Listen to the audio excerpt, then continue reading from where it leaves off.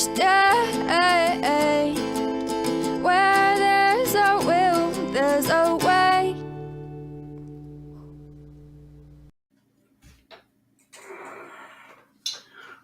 I have kitty cats home.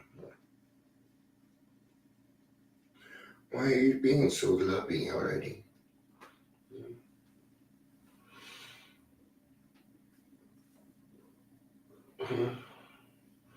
I'm just happy. Happy cat. He's a happy cat. He's a happy cat. He's okay. I'm sure everybody's enjoying watching this. So, all right. He'll be back. You know, people like to throw guilt around. We're going to talk about that today.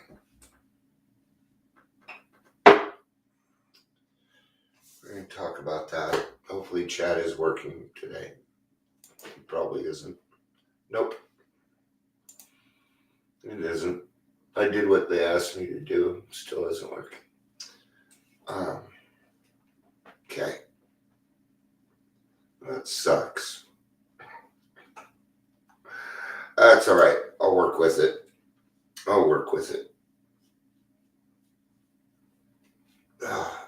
Okay, kitty. All right. I love you, but not now. I love you, but not now. All right. You know,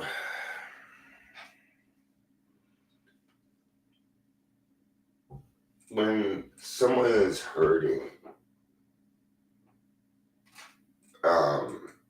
they usually want people to feel the same way that they do.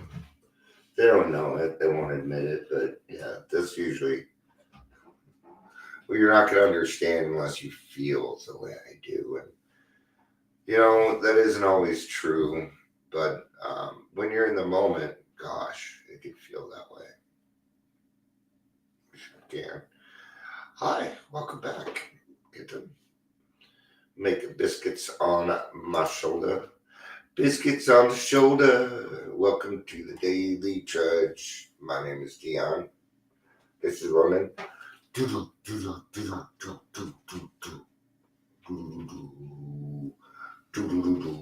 gonna bite me.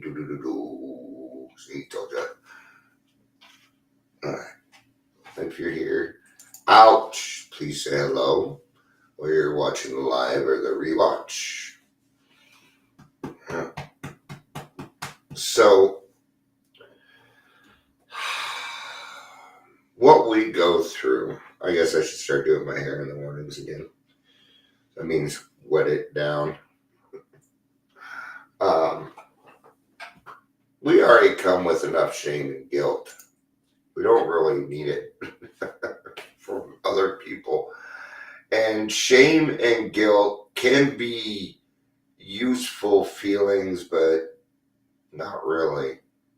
These, you know, and I think blame should be put in here. Screw blame, shame, and guilt. And this actually came from a bumper sticker that my mom had for a long time. It said, screw guilt, right? What does that mean? It means I don't do guilt trips. Okay? Guilt trips are very passive aggressive. And sometimes I may not even catch it because I dislike passive aggressiveness so much that I ignore it. And I do that because it pisses people that are passive aggressive off and then they go away quicker. It's a natural defense that I have, and I should probably take a look at that because it's probably not the best way to do things. Right? Probably not the best way to do things. You know, what's a good example? My PTSD is a good example. All right. It kept me from it keeps me from a lot of things. Like my niece just had a graduation and she gave me a pass because there was going to be a lot of people there drinking. Now she thinks of the drinking, but it's all the people that I don't know, and I just no thanks. I might start a fight. Okay, just it. I knew I would not be able to go there and make it better. I didn't have it in me on that one. Okay. Now I do not. I am not required to feel guilty for saying no. No, I feel bad, but now I don't even feel bad no more. I don't because it isn't needed. If I can't make it, I no longer feel guilty. It's how it is, man, and it's something that I have to work with. Now I do everything that I can. You know, that doesn't mean that that's a good excuse to bow out. No, no. There's still a lot of times that I don't want to do something, but I go do it, and then I'm like, okay, I'm better now. You know, um, you know.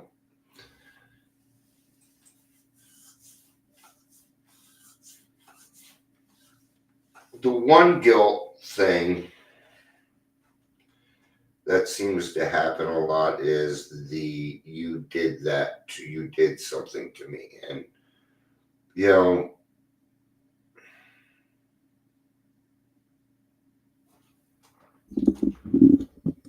trying to figure the best way to explain it.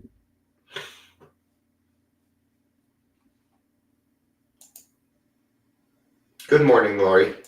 Good to see you. Sorry, chat is not working on here, but I see it there.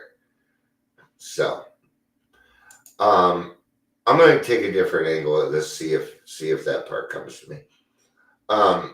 So when we first get here, we have a lot of legitimate shame. We have a lot of legitimate shame.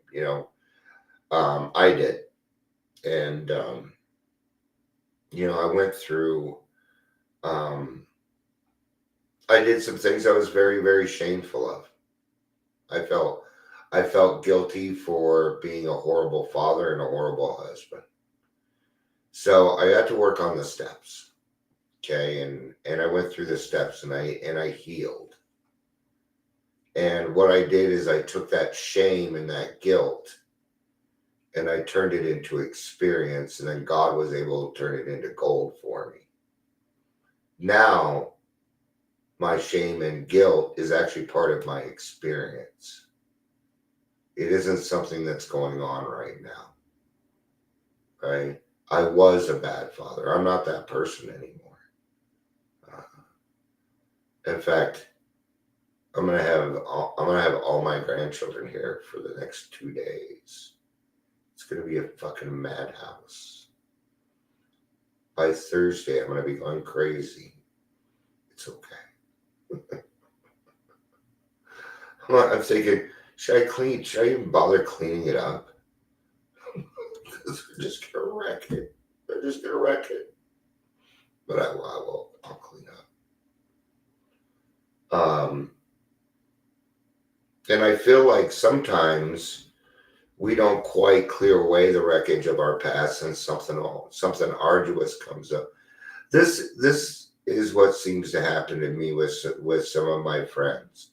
They go through something, they don't say anything to me, and then they get mad at me because I didn't do anything for them. And that's so unfair to me.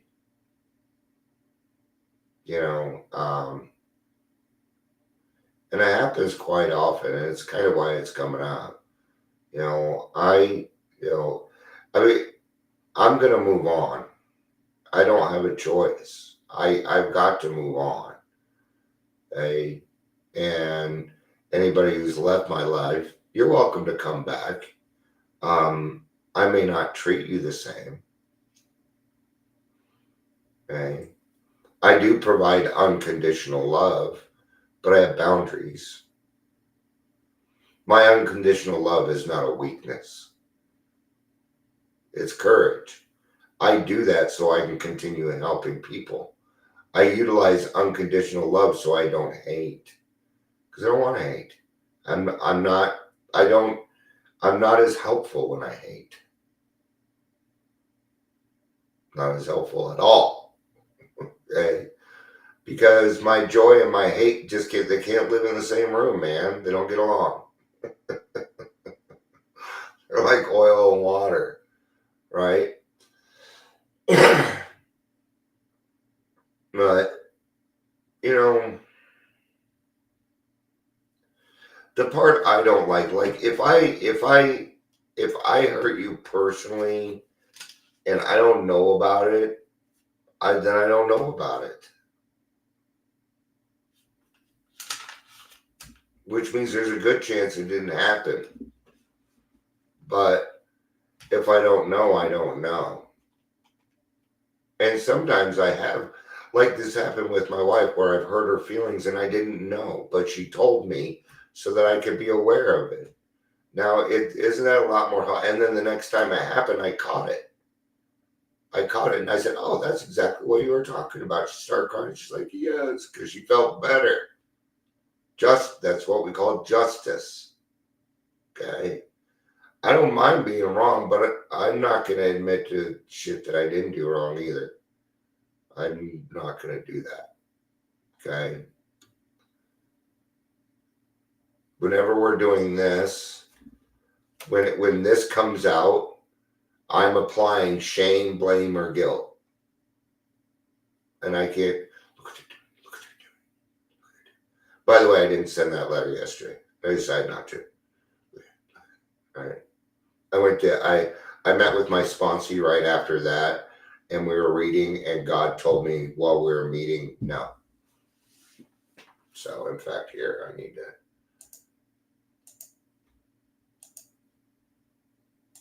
There we go. It's gone. I deleted it. That way, it has no chance of ever making it anywhere. Power writing, man. I feel a little bit better about it, but we're gonna let people do what they do because they are at least supplying some good at the moment. Let's talk about guilt. Guilt is different than shame. Guilt is, I feel bad that I did something. Okay.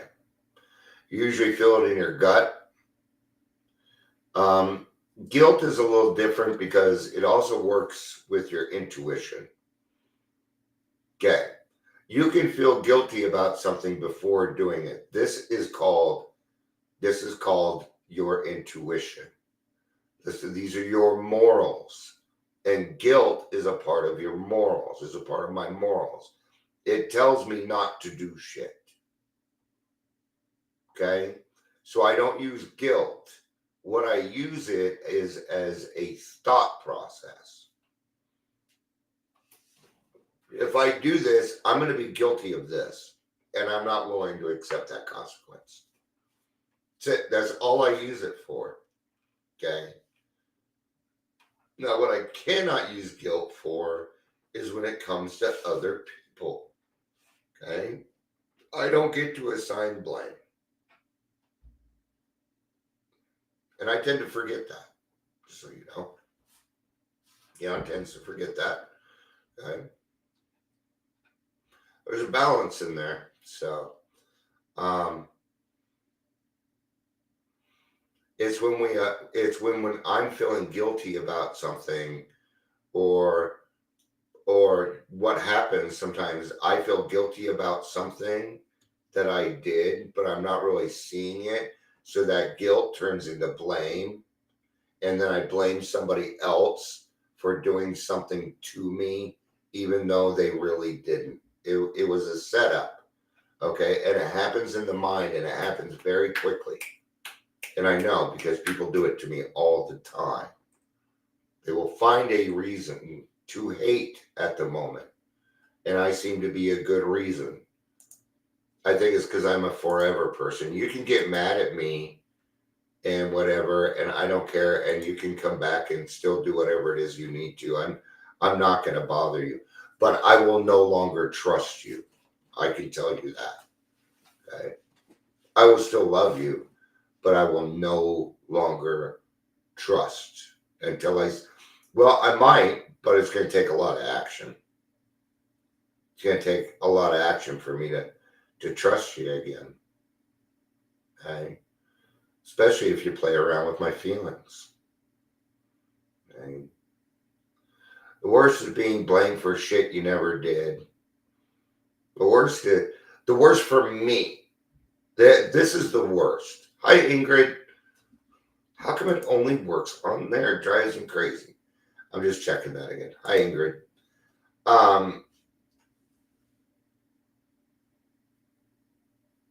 It's when somebody gets hurt, they tell other people, and those other people jump on board with what they're saying, and then suddenly don't talk to that person anymore. It's called gaslighting. Just happened to me again recently with a group of people. Okay. If you think I'm here for popularity, if you think I'm here to make friends, you are so fucking wrong. I already have friends. And most of them are here. Right? There's another one going. Sorry, I things are kind of okay. I'll be out of this. Those are the hard ones for me because, we say in recovery that, it's unconditional love, and I would never judge a person based, and then they do it.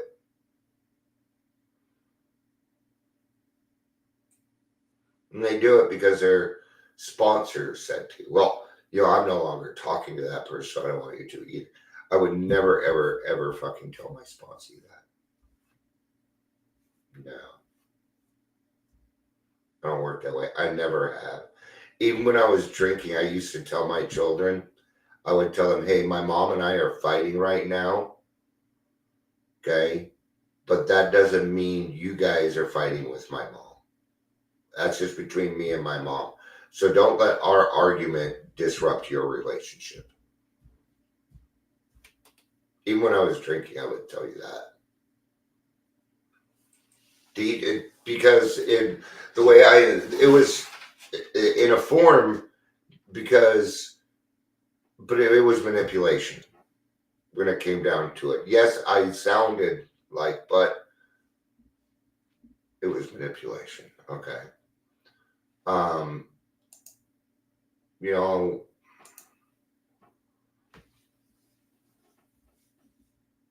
Yeah, I mean, to each their own, and everybody should be able to have their own relationships. I shouldn't be the deciding factor. It's like, my wife's mom, she hates me. Hates me. Okay, she has no reason to hate me, but she does. Okay. And I've even told her, I said, if you want to spend time with your mom without me around, go for it.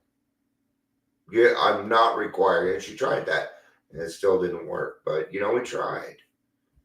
And everybody should be able to have those individual relationships. And if you're a person saying, do not talk to these other people or stay away from that person because that person is toxic or this person is that, I have a hard time believing any of it. Yeah, well, then you pick up that phone call and you talk to your mom. It's all good. Ingrid's mom is calling. So now, does this mean we don't listen? Does this mean be closed-minded? No, absolutely not. Absolutely not. Even when that stuff happens and I don't agree with it, I still need to look inward. I still need to look inward and see if I'm doing it and see if I owe an amends. Because if I do owe an amends, then I'm going to need to make that amends. Whether those people are talking shit or not, it does not matter anymore. Now what it comes down to is I've got to clean my side of the street. And that's what we're going after here. I keep my side of the street clean. I keep it very, very clean. Why? Because I do a lot of talking in public. And what I don't need is somebody backhanding me saying, oh, you do this. I ain't doing that. So that means that I'm transparent. So I don't have anything to hide anymore. I don't do shame. I don't do guilt. Okay? Okay? Well, I might, but it ain't gonna last very long. I'll feel guilty for like 2 seconds and then I will move on. Because what I am looking for is the solution. And if I stay in guilt, if I stay in shame, if I stay in blame, I cannot find the solution. I'm not living in the solution. And that's where I need to be, is living in the solution.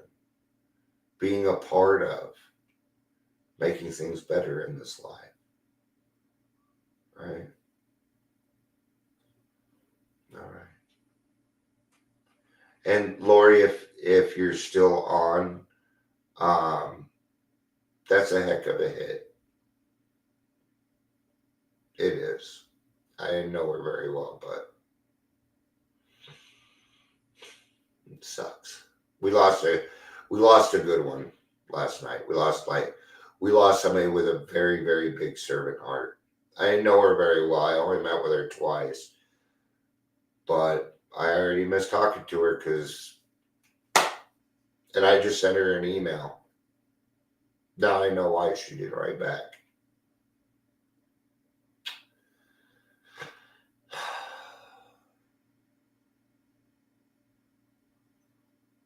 We can't afford to lose people like that. Not right now. We need them all. All right. Thank you, everybody, for being here. I appreciate it. I love you. We had Ingrid, we had Michelle, Lori. Looks like we're all here. Thank you all for being here. I appreciate it. I love you. Peace out and have a day.